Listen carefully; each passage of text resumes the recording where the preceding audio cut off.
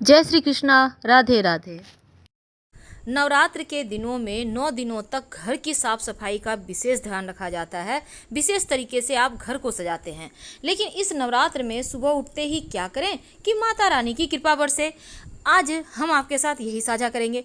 देखिए, सबसे पहली बात तो नवरात्र के 9 दिन आप सुबह उठते ही सबसे पहले तो घर के मुख्य दरवाजे के चौखट में 2-4 बूंद गंगा जल जरूर डालें। अगर गंगा जल ना हो तो किसी साफ पात्र से जल लेकर डालें सुबह उठते ही। इसके बाद घर के मुख्य दरवाजे को धो दें। यानी जैसे आप घर के मुख्य दरवाजे की सफाई करवाते हैं ना, जैसे आप झाड़ू लगवाते हैं, फिर धुलवाते हैं, पोछा लगवाते हैं, तो अभी नवरात्र के दिनों में आप क्या करेंगे, आप झाड़ू न लगवाकर पहले पानी डलवाएं फिर झाड़ू लगवाएं। इससे क्या होगा, अगर इन 9 दिनों में किसी ने कुछ किया होगा आपके घर पे तो वापस से उसी के पास चला जाएगा। दूसरी बात, अगर अभी तक आपने आम के पत्तों का बंधनवार या अशोक के पत्तों का बंधनवार अपने घर के मुख्य दरवाजे पर नहीं लगाया है तो कोई बात नहीं, अब लगा लीजिए। कम से कम मंगलवार, जिस दिन महाअष्टमी है, यानी कि अष्टमी तिथि के दिन आपको आम के पत्ते का और नीम के पत्ते का दोनों को मिक्स करके बंधनवार लगा लीजिएगा। और इस समय कोरोना वायरस का वक्त है तो नीम के पत्ते का प्रयोग जरूर कीजिएगा। इससे क्या होगा, उसी दिन आपको नीम के पत्ते लगाना है, इसके पहले नहीं। इसके पहले आम का लगाइए, अशोक का लगाइए, लेकिन अष्टमी तिथि के दिन आपको नीम और आम दोनों के पत्ते मिक्स करके आपको बंधनवार बनाकर घर के मुख्य दरवाजे पर बाहर की तरफ से लगाना है। इससे आप तमाम तरह के वायरस से भी बचे रहेंगे और आप सभी का स्वास्थ्य भी अच्छा रहेगा और माता रानी की असीम कृपा भी बरसेगी। तो ये तो सिंपल तरीका से हमने बताया, लेकिन अपने घर के मुख्य दरवाजे पर आप हल्दी से या फिर सिंदूर को घी या सरसों के तेल में मिक्स करके स्वस्तिक का निशान या ओम का निशान जरूर बनाइएगा। और ये निशान आपको एक सुरक्षा कवच देगा, आपके जीवन की परेशानियों को समाप्त करेगा।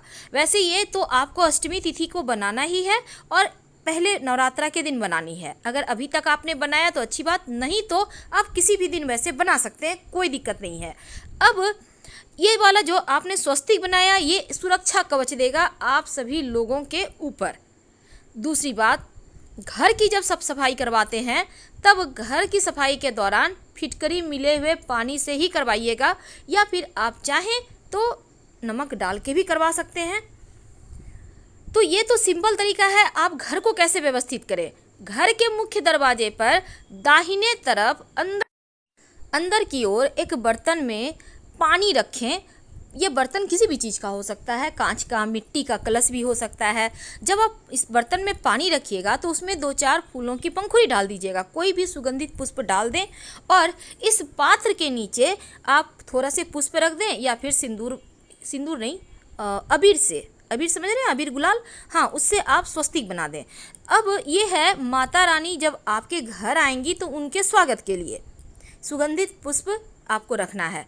और ये तो बहुत सिंपल तरीका है जो आपके घर को भी बहुत खूबसूरत तरीके से महका कर रखेगा। आप खुद में आपको लगेगा एक जोश आ गया है कि हाँ, हमारे घर में माता रानी आ गई। आप एक दिन करके देखिएगा, आपको बहुत सुकून मिलेगा।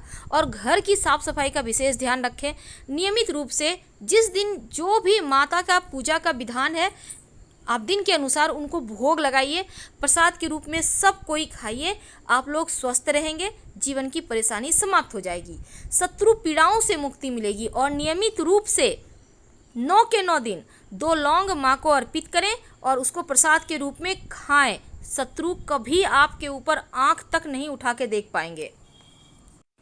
पहले दिन माँ शैलपुत्री की पूजा होगी। माँ शैलपुत्री हिमालय राज की पुत्री हैं और माँ के इस स्वरूप की सवारी नंदी है। दाहिने हाथ में त्रिशूल है और बाएं हाथ में कमल के पुष्प लिए हैं।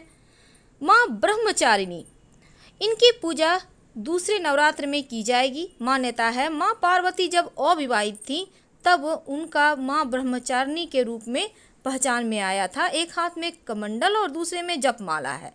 तीसरे दिन माँ के तीसरे स्वरूप माँ चंद्रघंटा की पूजा होगी। पौराणिक मान्यताओं के अनुसार माँ पार्वती भगवान शिव के विवाह के समय उनका यह नाम चंद्रघंटा पड़ा और शिव के मस्तक पर स्थापित आधा चंद्रमा इस बात का साक्षी है। 16 अप्रैल को नवरात्रि का चौथा दिन मनाया जाएगा। माँ कुष्मांडा की पूजा होगी। शास्त्रों में माँ के इस स्वरूप का वर्णन कुछ इस प्रकार है कि माँ कुष्मांडा शेर की सवारी करती है, 8 भुजाएं हैं माँ के, इसी स्वरूप के कारण पृथ्वी पर हरियाली है। 17 अप्रैल को नवरात्र के 5वें दिन माँ स्कंद माता की पूजा होगी। माँ पार्वती के पुत्र कार्तिकेय का एक नाम स्कंद भी है, इसीलिए स्कंद माता होने के कारण माँ का यह नाम पड़ा है। और माताएं अपने पुत्र को लेकर शेर की सवारी करती हैं। वैसे संतान प्राप्ति के लिए भी इस माँ के स्वरूप की पूजा की जाती है। 18 अप्रैल को नवरात्र के छठे दिन माँ कात्यायनी की पूजा होगी। माँ कात्यायनी माँ दुर्गा के उग्र रूप है, जो साहस का प्रतीक है। शेर पर सवार होती हैं, इनकी 4 भुजाएं हैं। और नवरात्र के 7वें दिन माँ कालरात्रि की पूजा होगी। ये माता का उग्र रूप है। पौराणिक कथा के अनुसार जब माँ पार्वती ने शुंभ निशुंभ राक्षसों का वध किया था, तब उनका रंग काला हो गया था। 20 अप्रैल को नवरात्रि के 8वें दिन माँ महागौरी की आराधना की जाएगी और माता का यह रूप शांति और ज्ञान का प्रतीक है और इसी दिन महाअष्टमी भी मनाई जाएगी। 21 अप्रैल नवरात्रि के 9वें दिन अंतिम दिन यह माँ सिद्धिदात्री को समर्पित है। मान्यता है जो कोई माँ के इस स्वरूप की आराधना करता है उसे सभी प्रकार की सिद्धियां प्राप्त होती है और माँ सिद्धिदात्री कमल के पुष्प पर विराजमान है। तो इस तरह से नवरात्रि के 9 दिनों की महिमा हमने आपके साथ शेयर की। अब जानते हैं इस नवरात्र में क्या करें क्या ना करें और वो कौन सी वस्तु है जिसे जरूर लेकर आएं अपने घर। गोमती चक्र आप 5 की संख्या में ले आइए किसी भी दिन और लाकर एक सिंदूर की डिब्बी में उसको भर के कुछ समय माता रानी के सामने रख दें, फिर धन के स्थान पर रख दें। ये आपके जीवन में लक्ष्मी को स्थिर करेगा। अगर आपको गोमती चक्र ना मिले तो कौड़ी ले आइए, पीली कौड़ी। आप चाहें तो दोनों ही चीज़ों को लाकर अलग अलग बर्तन में रखिएगा। इससे क्या होगा ना, सिंदूर में ही रखना है और जब कौड़ी रखिएगा तो उसके साथ एक सिक्का रख दीजिएगा। धन बढ़ेगा, मान बढ़ेगा, लक्ष्मी स्थिर रहेगी। क्योंकि माता रानी विशेष जब आती है ना तो जीवन में विशेष क्रियाएं की जाती है, तांत्रिक क्रियाएं की जाती है ताकि लक्ष्मी स्थिर रहे और जीवन की समस्त परेशानियों से बचे रहें। तो इस तरह से आप उनको मना सकते हैं और आप अगर चाहें तो अपने घर में श्रीयंत्र भी लाकर रख सकते हैं, स्थापना कर सकते हैं। लेकिन जब आप श्रीयंत्र लाएंगे तो उसके विशेष प्रयोग होते हैं, विशेष तरीके से उनके लिए। जैसे कि आप श्रीयंत्र स्फटिक का ला रहे हैं तो किसी सर्टिफाइड दुकान से लाइए।